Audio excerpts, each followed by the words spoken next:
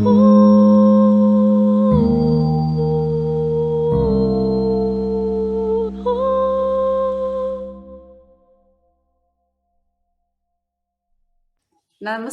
and welcome to Indic Academy.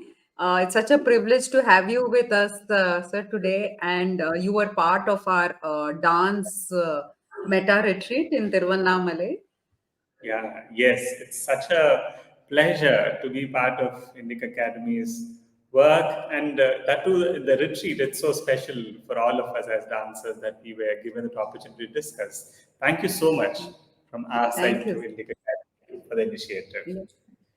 So one thought which somebody said was discussed during the meta retreat was whether Indian Shastriya dance is a kala or a vidya. So what was the consensus and what was the discussion about? It was as part of the discussion, we kind of reoriented it to perhaps the original thought that it is a vidya, and it's only one aspect of it which is to be considered as a kala. It's primarily a vidya. For the sake of a vritti, if you want to convert it into a vritti for a laukika purpose, then the aspect of kala and its parimana and the way we convert it into a performance comes into picture. But independent of it being the color, the way we understand the word art and performance, it is essentially an education, I believe. It's a stream of a knowledge system, rather. It's not believe, I strongly recommend it so, because unless and until it is made a knowledge system, people would not get closer to it. People would, or perhaps dance might be directly equated to performing arts rather than as knowledge. If you dance is referred to as knowledge, then there is all probability that anyone can have a literacy to it. I mean, unless you make understand it that way, and everyone deserves, in my opinion, everyone deserves dance knowledge, but not necessarily dance. Yeah. Yeah. In the Vedas, there are like the knowledge itself is divided into two, into para and apara. Yeah, So what we are talking about as kala probably comes as this literacy, and the literacy. apara is the inward journey. So Absolutely. how does that inward journey, how does the education, the structure of Shastriya dance, how does it facilitate that inner journey? In The factor is, in principle, any knowledge has to facilitate this. There is no second thought. But if it does not facilitate this, it doesn't get qualified to be called a knowledge system. I mean, in principle. In that sense, how does dance do that per se? When it only comes to, see, first of all, dance is one particular kala in which the body is active. Yes, it is very active. The mind is also active, which is there, but body is asked to do something, create a world around it, which is fictitious in nature, through the inner forces. I mean, through the inner forces, one is asked to create a world, and it becomes very voyeuristic in nature in one sense, because we make something, a private conversation, public, especially through the entire body makes the conversation public. It's not just through words, and more or less words, it's negate, it's devoid of words. Body becomes speaking medium, and the world the body creates through hands, through movement, through the abhinay, whatever. Many a times the dancer need not feel it inside, need not, because Okay. uh, it's a very interesting thing that at times, a classic example is a male like me doing a vatsalya bhava like Krishna ni begane baru. Never in this film understand what actually vatsalya from the mother's point of view is. Never. I mean, it's I mean blasphemous to say that a man can understand it, but the greatest of the Abhinaya Kartas like a Briju Maharaj or Kelu Babu or even many of the male dancers have brought out Vatsalya so well on stage that makes you understand at times dance as a knowledge gives you all the opportunities to explore all the fictitious systems and emotions which as this body would not allow you to explore. What it would have happened, what is the moment when, what would have Arjuna felt when he was seeing Sri Krishna in the greatest of the heights, in the greatest of the worlds, in the greatest of his form. Never ever we would be able to understand it in the given body, but dance facilitates us to explore something which is much beyond and something. What would have been the moment and trying to enact and reenact that particular moment? What would be the moment of pain Sri Rama would have undergone during separation of Sita? Because none of us were alive, we don't know what would have happened, nothing. But we enact it and reenact it because, in principle, dance allows you to relive those memory instances. Uh, Memory instances, you need a body to first enact to get act together. First of all, the body has to raise it from the normalcy, from the mundane working to a stylized working. Henceforth, mind also gets into a navigative capacity that it can navigate into certain spheres which it has not explored erstwhile or otherwise, not given an opportunity. In that sense, what would be the feeling of an inner tapasvi who is seeking deep inside? Dance facilitates us, rather gives us a license, Simulation. yeah, a license Okay. even to explore it and say to the other people, Correct. to the world, Yeah. perhaps this is what tapasvis felt. Yeah.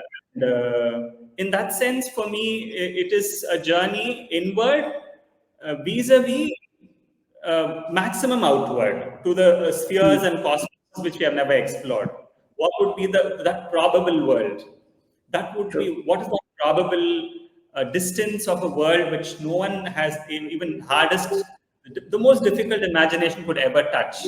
But dance and theater, theatrical and histrionics allows us, especially Abhinay, allows us to explore these unexplored. One important thing is this starts with an idea of body alignment. The moment body aligns with the cosmic um, plumb line, if at all there is access to it, body just becomes transparent. It becomes a conduit through which something much bigger can speak through it. At times, the dancer is completely unaware what is spoken through the body, provided it is only aligned.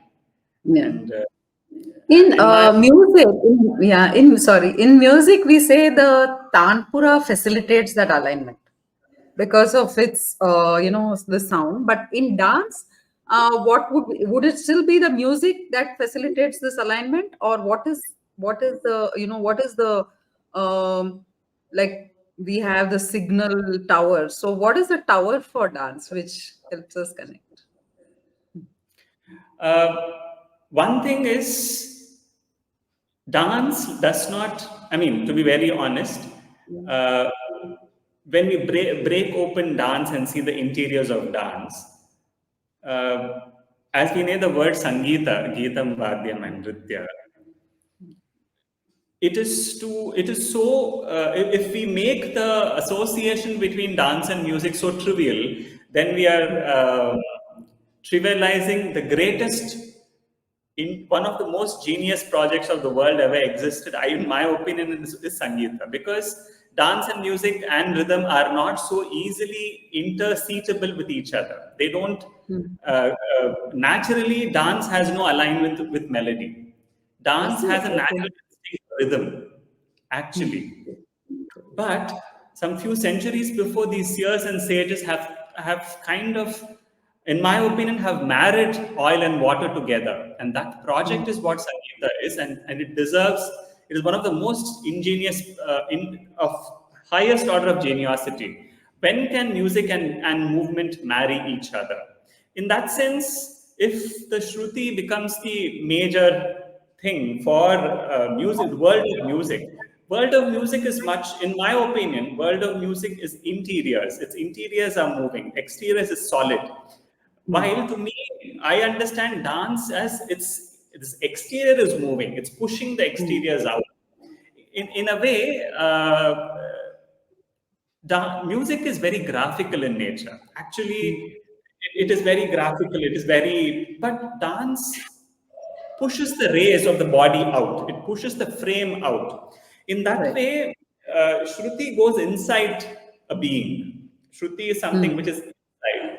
Shruti has no, but dance has a capacity to go outside. It's a vector. It's, in my opinion, it's like an arrow which is strung in the Mm. with a bow. The bow. Yeah. That position is equivalent in dance, where every Mm. pore is in the thought of the body and the mind is very taut.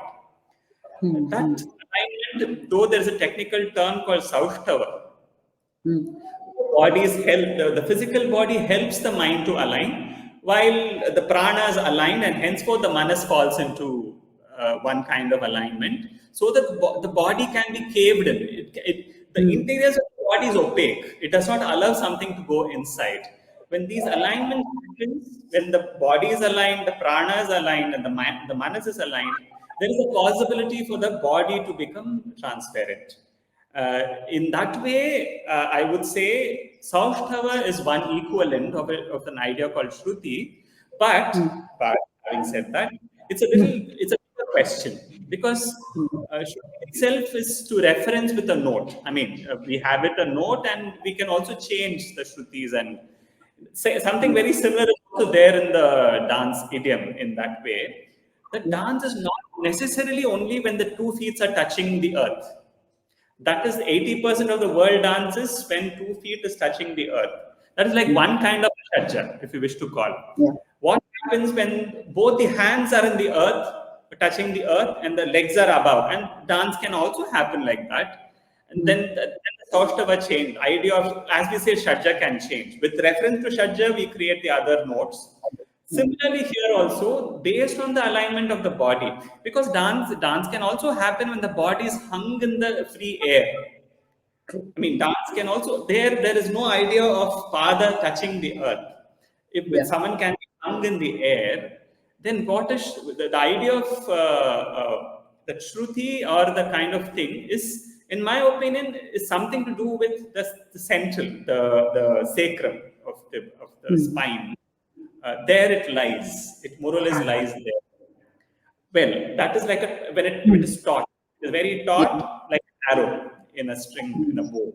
So that is what, in my opinion, is. Yeah, you've done a workshop on dance movements and so could you tell us about that and how we can, while there's a structure, but you're also an engineer, I think, by training. So Yes. how would you explain that patterns and geometry, and what's the flexibility that an artist has to what is the manodharma that can happen given certain structure, and these are all fixed, I think, fixed movements, but you still have so many variable patterns possible. So how does that happen?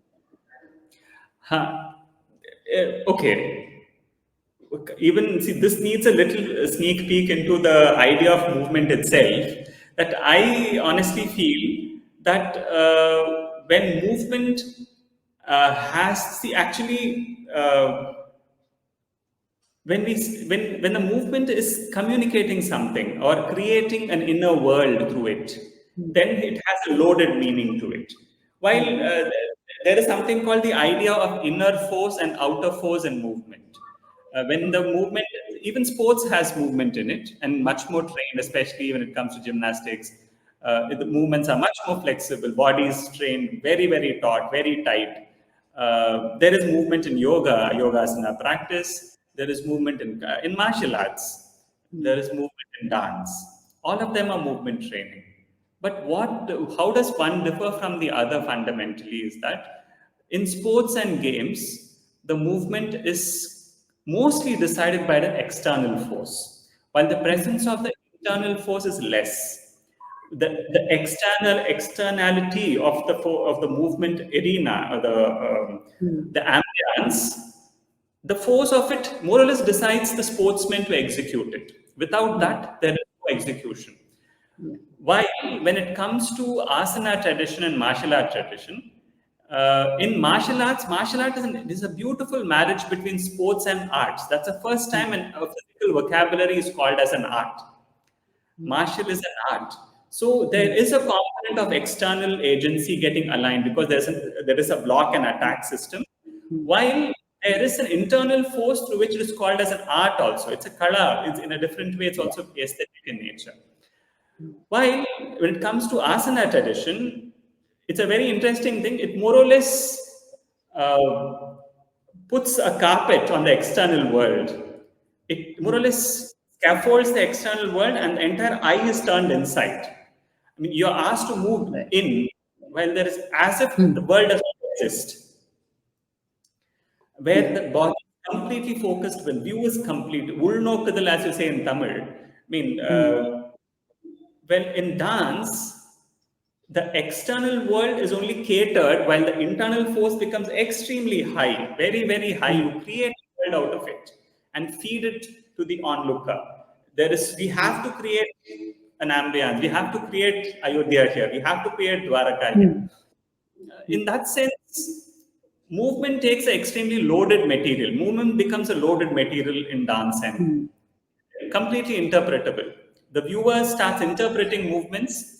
At times, the dancer himself or herself could be very young, may not even know the move. I mean, I'm saying about, say, a child is dancing. He or she may not know the greatness of that movement of Sri Krishna. As a viewer, they might create it. Why I had to say this? Movement has something called a context attached to it. Based on the context, based on its usability, we call it, or its utilitarian value, we classify it as classical or folk or whatever. There are many classifications based on it. But fundamentally, body is one, and the affordability of movement in a given joint is common across all the dance forms and all the streams of practices of movement. Because movement, we have to start with physical movement somewhere, then only we go into the internal movement. Physical movement has affordability of a human body only this much. The range of, as we call as degree of freedom of joints is very definitive, even the anatomical structure of a human body. When I'm working on Adavis, I go back to that anatomical structure and I argue that when we say dance or dance movements, basic fundamental movements, it has something called postures and it has called transitions across postures. Postures is the entry point, it's a pedagogical tool for us to enter into the world of dance. It's training material. It's like a note, it's like a swara. But the actual dance lies in between the postures. Like we say, music lies in between the note. Who sings note? I mean, anyone is. I mean, it's boring to sing a note, right? I mean, it is very. People don't. At times it's blasphemous to sing the note. What is it? When you've landed on the note, there's nothing.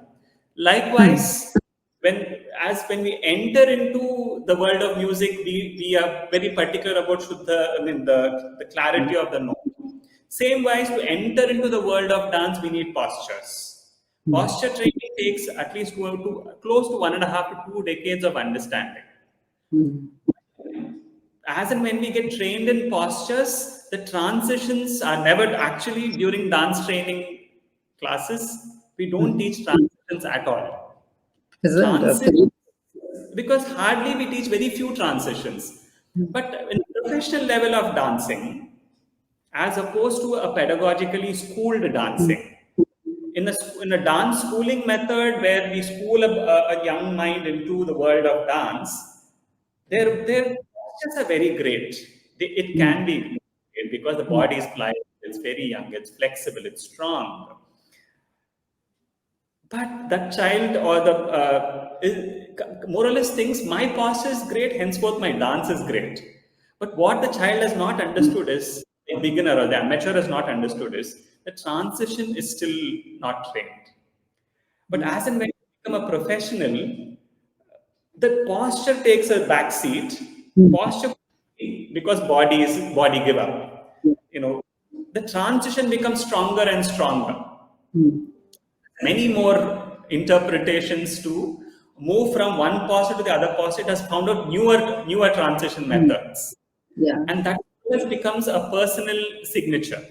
Henceforth, I would say, if at all there is a distinction between one dance form and the other dance form of India, it is not in the postures it is distinguished, but it is distinguished by the transitions. The transition more or less signs for the Yeah. material that which form is this. The form does not lie in the posture. To identify a dance form by the posture is an entry level method. In its depth, it is the transitions in which the dance is happening. And I furthermore go another level to say in my research, if at all there is a distinguishing factor between one transition to the other transition, it lies in the rhythm. There is a rhythm in the transition. There's an intrinsic rhythm to the transition. And that intrinsic rhythm is guided or guarded by the breath of the dancer. There is a Okay. pranavayu, the prana more or less gives affordance for the dance or the movement to happen. It's the Vayu Prakriya, which more or less, by the way, when I say Vayu, it's not just the Prana Vayu, I'm saying all the Dasha Vayus Yeah. of the body, which helps to navigate the rhythm. And without the knowledge of the dancer, it becomes the personal signatorial transition moves of a given dancer because of a pattern of breathing, a pattern of Vayu transition in a given body. So, I'm saying when we are training children and anyone, there is all possibility that we can train them in all possible postures, in maximum possible postures, and maximum possible transitions when they were very young. And later, in some part of that, I call it as universal method of dance training. That is my research is all about. Can there be universal methods of dance movements across the world, like we have it in music? Like music has common fundamentals across the globe. You can notate the entire world music into certain basic notational methods. I mean, and rhythm is also like the world of rhythm in the world can be notated on common platform. And in parallelly, the world of arithmetic, the world of counting in the world can be brought into common fundamentals. Universalized. You, the same question I asked in dance and through my research, can there be a common fundamentals for the world dance? Through that, one important thing I arrive upon is that in any given system, the fundamental does not lie in the system. Like the fundamentals of music is not music, it is note. Note is not music per se. Through note, you can create music, and independent of Sangeeta, Swara will survive. As Swara as a independent entities, they are Devata, they are Lokas by itself. They can survive. And Sangeeta is only, it's another Raga Ragini's combination. It takes into another shape altogether. The Sangeeta Sharira is very different, Swara Sharira is different. And the same thing in terms of mathematics also, there are many parallels you can draw. So I argue the fundamentals of dance does not lie in dance. So the fundamentals of dance lies in the idea of posture, idea of transition, and idea of rhythm, rather not in posture, transition, and rhythm. So in that way, I'm trying to create a universal fundamentals, and I argue if we train children beginners for a few years into that system, and later given an opportunity for the young mind to choose the dance form they want to train, then it becomes a modular training. First, it opens up with a universal Right. training, then get into, by choice, a child picks up a form and Yeah. trains. So there's no looking back after that. So That's this is wonderful. Yeah. I had done a paper, research paper with two AI experts last year, which we wow. gave for a AI conference. Ah, Uh, so that paper was about broadening AI ethics, and uh-huh. it was an Indian art view. Oh, So okay. we argued, like like you're saying, we argued that we need certain like our Natya Shastra, we have the rasa theory, where Correct. we say there these are the first principles. And Yes. from these first principles come everything else. Whereas the Yes. way the AI world is structured is everything gets added on. They Huh. do not have a first principle concept for AI. So we said we Yeah. have this in our arts, and any new emotion that you think, I mean, seemingly new emotion, will fall within the Navarasas. So, Yeah. is that what your paper is? Your research is all about? Is it about a first principles for dance? And can we have a first principles where any dance form you do, you Yeah. still derive from these first principles? Yes, yes, exactly, exactly. See, it's like we call it as RK, na? We say it as tattva, as something, as tattva mimam, as we say tattva mimamsa as an ontological study. Any structure knowledge would have a ontological approach to it. The ontology of a knowledge and the epistemic, as we say, the epistemic value, the epistemology of knowledge would further dig us into the need or the presence of universals of the given knowledge system, without which we cannot construct it. It is like as we say that as as like a dhatu, you have to Yeah. have those fundamentals from which Basic. it's like the structural and functional unit of the entire knowledge itself. One wants to call it padartha, like a padartha as we call in philosophy. Like what is the padartha of the Natya world itself? That was my question. And having said that, one also gets to understand that if at all we qualify something to be padartha, it can't be in hundreds. It has to be very, very small in nature, number. Yeah. The entire world of colors can be generated only with three colors or RGB or something. The entire world of arithmetic can be generated only out of ones and zeros. I mean, you can't, there is no need for you to have 100 fundamentals. If we say 100, the fundamentals are hundreds in nature, then in my opinion, they don't qualify to be called as That's fundamentals. fundamentals. Yeah. It Yeah. has to be very, very less in number. It has to be Yeah. broken. Because the entire world of language can be derived from the five from the vowels.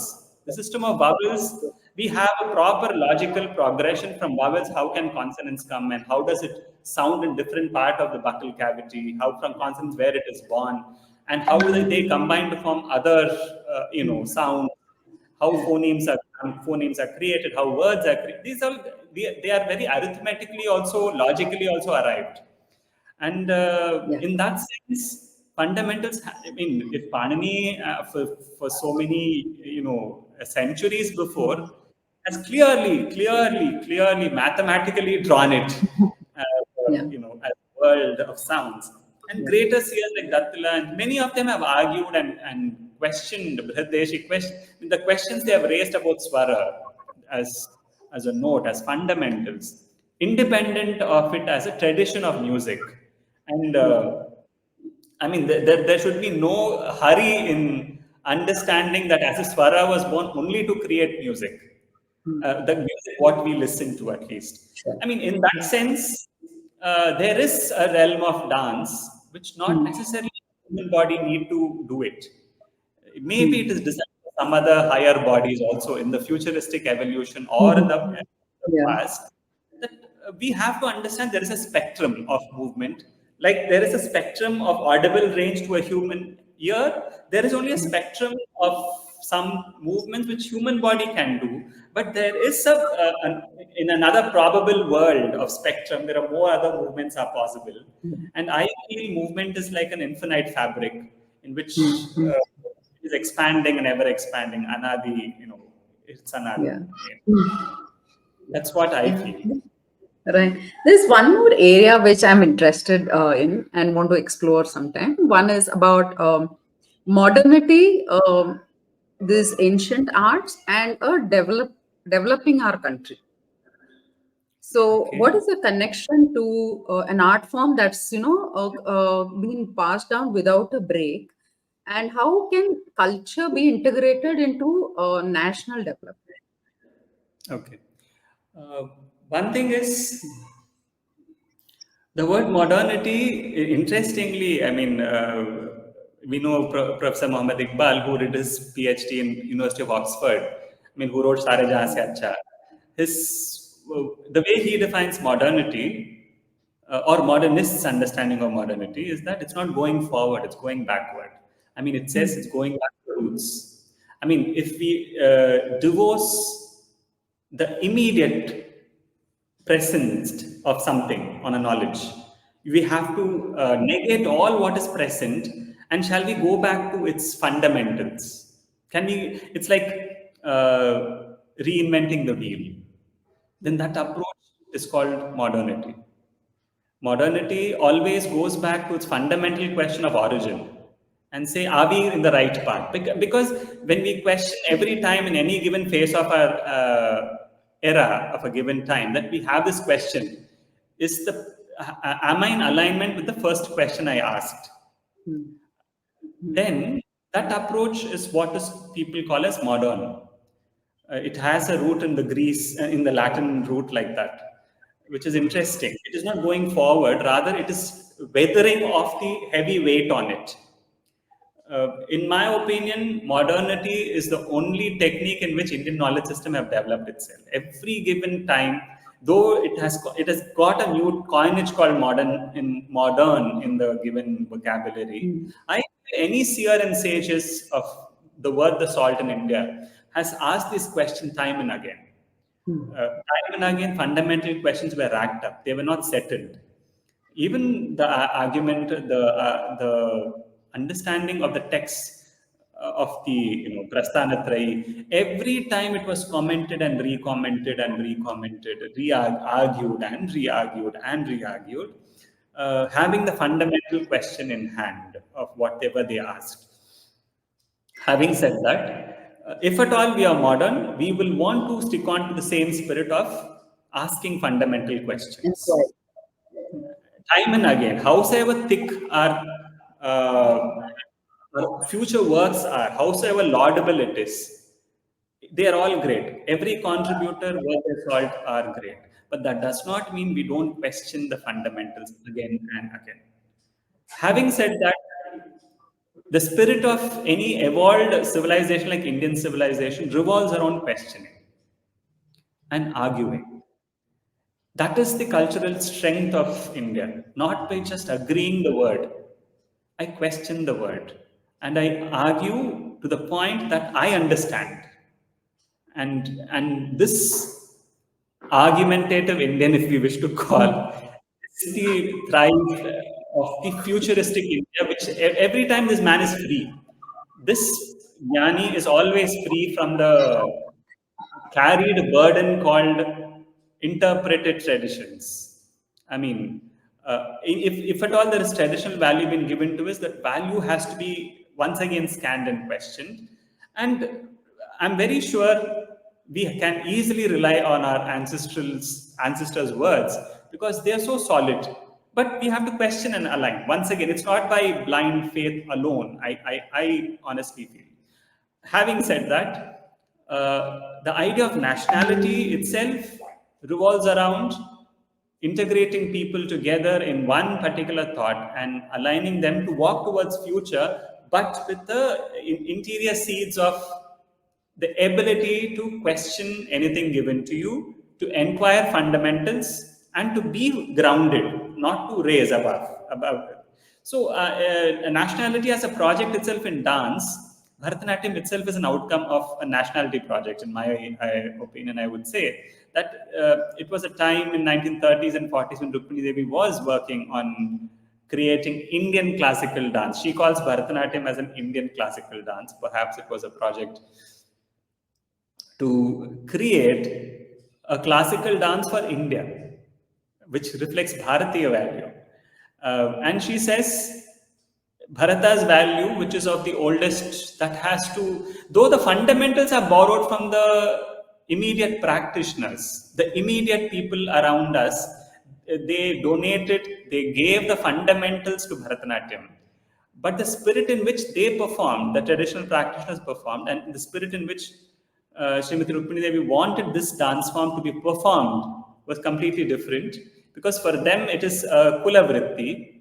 for her and her students, she said it is not just a kulavritti, you have a responsibility to reflect something much deeper, which comes from the path of Bharata. So, in that sense, she united many people, and she said, if at all there is a futuristic, a national, fervoristic Indian, uh, he would be taught, he should be taught. If at all we want to revive the spine of an Indian back, which is sleeping in the physical corpse of the body of the modern India, then that individual has to be taught not just science, they have to be taught music, dance, theater, songs, festivities, and this would raise back the stories of India. This would raise back the Indian back. And she gave a term to it called Bharatanatyam. For her, it is it's a very holistic, confluential project. And she said it would reflect the past of India, and it would ad nauseum borrow from the greater Bhagavatas who are living. The fundamentals we have to learn from the Bhagavatas who have already been serving the sphere of the earth. In that way, dance, in principle, the current dance roots lies in the idea of nationality. And in future, if we push this same agenda, in my opinion, with the questions we have, we carry, we assimilate what is happening around us currently, and we push forward, I think the idea of nationality is integrated with the idea culture in it. That's what I believe. Just one last question. Please. There's like now in music, there's a lot of debate and about innovation and adaptations by musicians. Of course, there are the very obvious ones where rebellion and breaking the tradition and to integrate society. In the name of integration of society, we are questioning the tradition itself. So in dance, I think it's been not as much as it's been in Carnatic music, for instance. So when we bring in technology, when we bring in shorter time given for performances, when we bring in the disappearance of the Gurukula system or of training, and it's there's a lot of change in the way the tradition is transmitted. So what is lost? And when we are talking about inquiry and questioning the tradition, are we raising questions without the foundation on which the tradition was built? So can this inquiry be valid? The modern dancer doing an inquiry and Rishi doing an inquiry. I'm sure there'll be, something has been lost over time. So is this inquiry as valid as an inquiry which happened even maybe 200 years ago? Okay. Having said, I mean, to say a first answer, a straight answer to you, all questions are valid questions. We can't dismiss a question. Because any dismissing a question needs extreme conscious or cautious way of dismissal, or else it can retaliate back in a very whatever unfavorable way. Having giving the liberty or the way the world is, one has to be conscious and cautious of the environment. But we ought to also understand that any kind of form, any kind of practice, any kind of tradition in terms of performance has evolved primarily to cater to a given set of audience. There is no doubt about it. It was an innovation at one given time. It was great minds coming together to create, to invent to something, to cater to that particular requirement. Today's world has newer questions, and these questions are not, I mean, in the sense, they have so many questions. Henceforth, so much has to be catered. There is the there's an upsurge, there's a kind of a huge amount of needs. I mean, actually, they are not need, they are wants. Basically, there is a want being projected as a need, basic need, which is not. But there is so much of want to listen to this, want to do this, want to do that. And in terms of dance, also it happens. In terms of music, also it happens. Suddenly, you have to cater to it. You can't shut the doors. And but when we ask, is it fundamentally, is it away from the plumb line? Is it away from the axis of thinking? Many people have deviated it from it, but one has to be conscious of that also. Are we holding on to the basic plumb line and catering to it? But I honestly feel it will be much more than this in future. The way these newer needs and demands are raising, newer forms of music, newer forms of catering, newer questions. The only solution to this is always going back to the fundamentals and checking, are we in alignment with it. If the fundamentals are clear, if the values are clear, any innovations we have to agree with it, because innovations we cannot dismiss, we cannot deny. It will happen even if we don't want it to happen. In some corner of the world, someone is going to do that, and it's going to be recognized by that. But because anyone will have their own audience, Yeah. any form of art with it has its own audience, and any audience will have its own economy to it. I mean, we can't deny this existence. We may disagree, but it will exist. It will continue to exist. The only way is we have to coexist, we have to co-work, we have to cooperate so that the field can go forward. We would completely dismiss if something is not in alignment with values. Only that. Fundamentally, if it aligns with values and with ethics, I think we should go ahead in future with anything it happens. Thank you so much. That was such a lovely conversation. I really enjoyed it. Hope you did too. And I Well, hope we have many more. I mean, thank you, Aparnaji. I know I answered something, but I don't know. I'm very happy that No, I it's, was given to answer. yeah. And your questions very intriguing and interesting and Mm. very layered questions. I Yeah. liked the layering I of it. really enjoyed it. I mean, there is a, like you said, being being aligned to a certain core. Even the questioner comes with a core. So Absolutely. even hoping that the responses will align with my cultural core, and which I, it perfectly did. Yeah, thank you. yeah. I Thank love you them. so much, and we'll be in touch. Yeah. Thank you, Namaskar. Aparnaji. Thank you. Namaste.